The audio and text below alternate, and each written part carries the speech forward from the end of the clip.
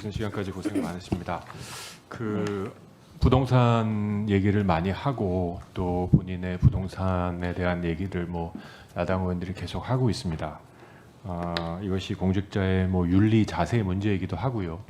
또 한편으로는 우리 대한민국에서 가장 어렵고 힘들고 또 국민들이 고통받는 분야가 부동산이기 때문이기도 하지요. 맞죠? 네, 부동산 굉장히 중요한 부분입니다. 예, 아마 대한민국에 살면서 보통의 사람들이 가장 힘든 게 부동산 문제와 아이 키우는 문제일 것 같습니다. 이 문제에 대해서 좀 제가 질문을 하도록 하겠습니다. 후보자님, 지금은 자산이 253억이고 자산 기준으로는 아마 0.1%가 97억이니까 0.01% 내외이시지 않을까 싶은데 평생 처음부터 이건 아니셨으니까 평생 살아오면서 전세 살아보신 적도 있으십니까? 네, 월세도 살아보고 전세도 살아봤습니다. 그 전세 산 이유가 무엇이었습니까? 그 당시에는 지역에 살 때 집이 없었으니까요. 그렇죠? 네. 있는 돈으로 할 수 있는 게 월세보단 전세가 나았죠. 월세도 있었고 전세도 있었고 했습니다. 예.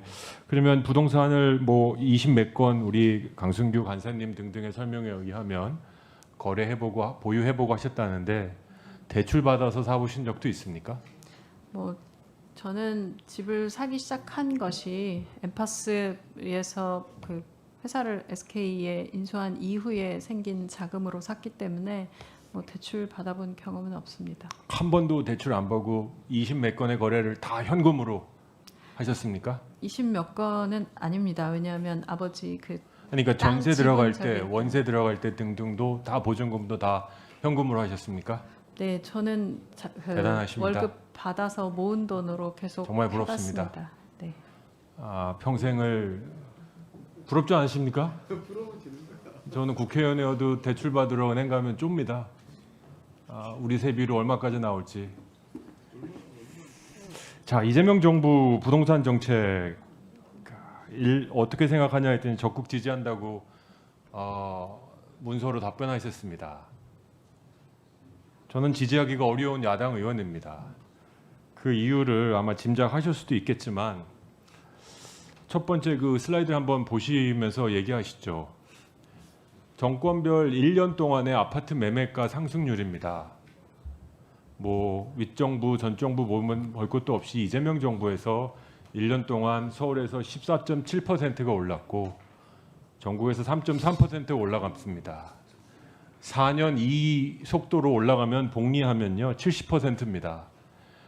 5년이면 한 80 몇 % 되겠죠. 앞으로 10억짜리가 17억 되고요. 20억짜리가 34억 됩니다. 이 정상이 아니죠. 의원님 그거는 앞으로의 가정이시니까요. 그러니까요. 이 1년간 이렇게 올라간 게 좋은 건 아니죠. 네, 현재 상태를 보면 높은 수준의 굉장히 인상입니다. 걱정스러운 상태죠. 네, 인상 폭이 굉장히 크니까요. 예.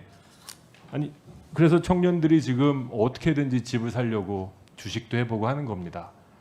자, 그러면 이재명 정부 부동산 정책을 지지한다고 하니까 이렇게 시작해보죠.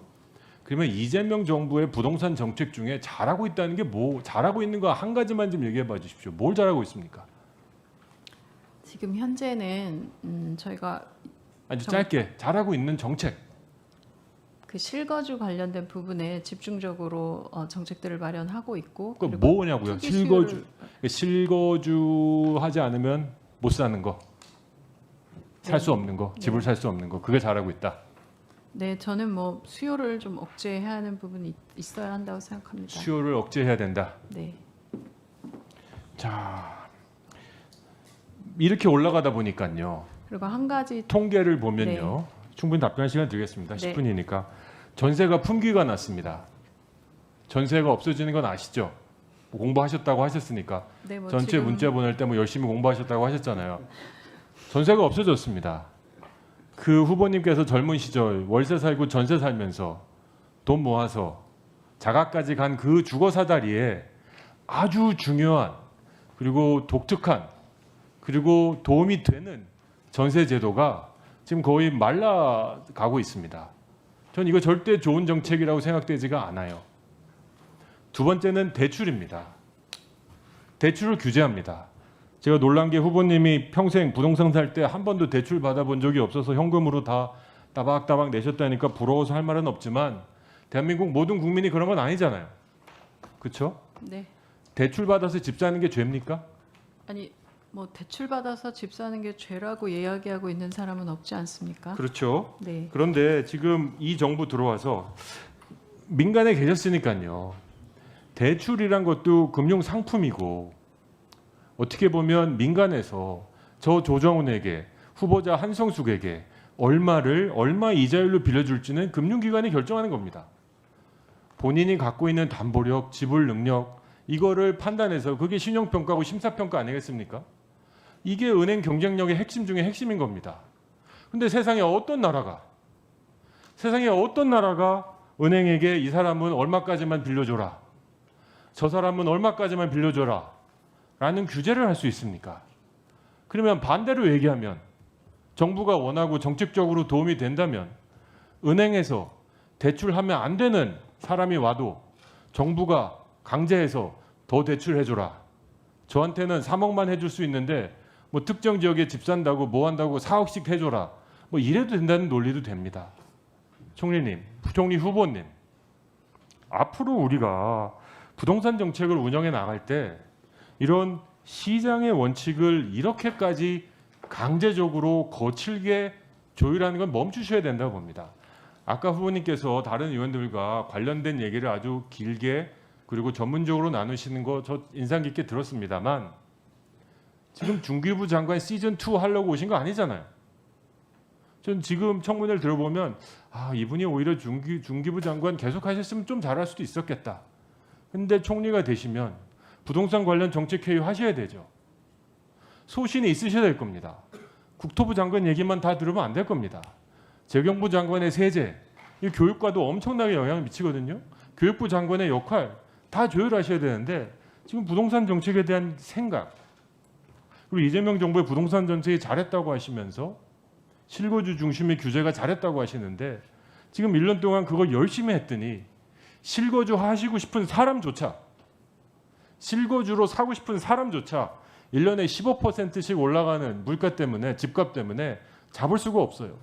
우리 젊은이들은 알고 있어요. 내가 살고 싶은 저 집은 이 평생 오늘이 제일 싼 거예요. 오늘이 제일 싸니까 조금이라도 대출 받아서, 은행에 받을 수 있는 대출 받아서 이 집 사고 싶은 거예요. 다 후보님처럼 고액 연봉을 받는 청년들이 아니잖아요. 근데 왜 대출 못 받게 하는 겁니까? 이런 말도 안 되는 정책을 펴면서 청년들에게 표를 얻겠다는 정권도 이해가 안 가고, 이런 부동산 정책이 좋은 부동산 정책이라고 얘기하는 후보도 청년들의 마음에 정말 안 들 거라고 생각해요. 부동산 정책에 그 이재명 정부의 부동산 정책, 그러면 앞으로 4년 동안 어떻게 관리할지 간단히 한번 얘기해 봐 주시죠. 임기가 얼마나 되실지 모르지만 만약에 인준을 받으신다면. 네, 일단 제가 좋은 방향이라고 아까 좋은 정책이라고 말씀드린 건 좋은 방향이라는 말씀 드렸던 거고요. 실거주 이게 좋은 방향이에요? 집값이 15% 오르고 전세가 없어지고 대출이 없어지는 게 좋은 방향입니까? 제가 방향에 대한 말씀, 좋은 방향이라 말씀드린 아니 이게 건 좋은 방향이잖아요. 이게 실거주 위주로 투기를 억제해야 된다는 말씀을 드렸던 부분이고요. 실거주 위주로 투기를 억제하는 이유가 뭡니까, 후보님? 실거주 이유로 투기, 지금 의원님 말씀 주신 것처럼 집값을 안정화하는 거잖아요. 네, 그렇습니다. 그리고 사고 싶은 사람이 사게 해주는 거잖아요. 네. 다 실패하고 있잖아요. 지금 의원님 이제 1년 다 실패하고 있잖아요. 그리고 작동하는 게 뭐가 있어요 지금? 지금 가격이 오르는 부분에 대해서는 2022년 전부터 몇 년 전부터 사실은 공급이 부족했던 부분도 영향을 주고 전 정권 지금 현재 탓이다. 굉장히 많은 부분 지금 뭐 반도체나 이런 걸로 통해서 많이 나오고 있는 이 유동성 문제도 있지 않습니까? 그리고 전세 관련된 부분은 굉장히 많은 아니 그렇게 부분 말하실 거면 정권 네. 차원에서 저희한테 정권 주세요. 저희가 관리할게요.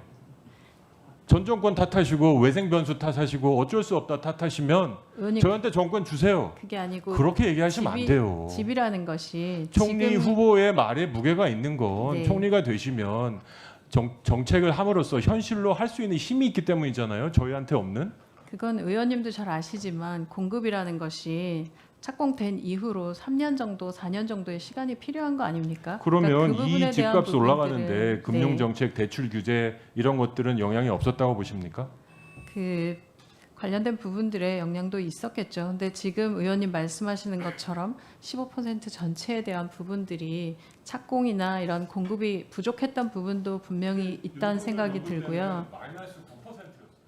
그 이전에 공급이 있었으니까 그 이후에 떨어지는 거 아닙니까? 이 계속 사이클에 대한 부분들은 저는 좀 데이터를 전체적으로 같이 보셔야 된다는 생각이 들고요. 전세제도에 대해서도 굉장히 이견들은 있다는 생각이 듭니다. 물론 전세제도라는 것이 이전에 주택금융 관련된 부분이 발전되지 않았을 때는 전세제도의 유의미함이 있었겠지만 지금은 꽤 많은 부분, 가계대출에 굉장히 많은 부분, 주택 관련된 부분들이 있고 틀린 말씀이세요. 전세를 왜 일반 서민들이 하냐면요. 자가, 전세, 월세라는 세 제도 중에 특정 지역의 특정 아파트, 특정 집을 사는데 소위 비용이 제일 싸서 그래요. 근데 전세를 통해서 그건 알고 계시죠? 투기적인 부분들도 굉장히 주거 비용이 그 전세를 선호하는 거예요. 많이 나오기도 하고 또 빌라 관련돼서 전세 대출에 있어서 청년들이 꽤 많은 부분 문제도 있지 않았습니까? 그러니까 전세를 없애시겠다. 제가 이거는 정부가 어떻게 전세 제도를 없애고 물리적으로 할 수 있겠습니까?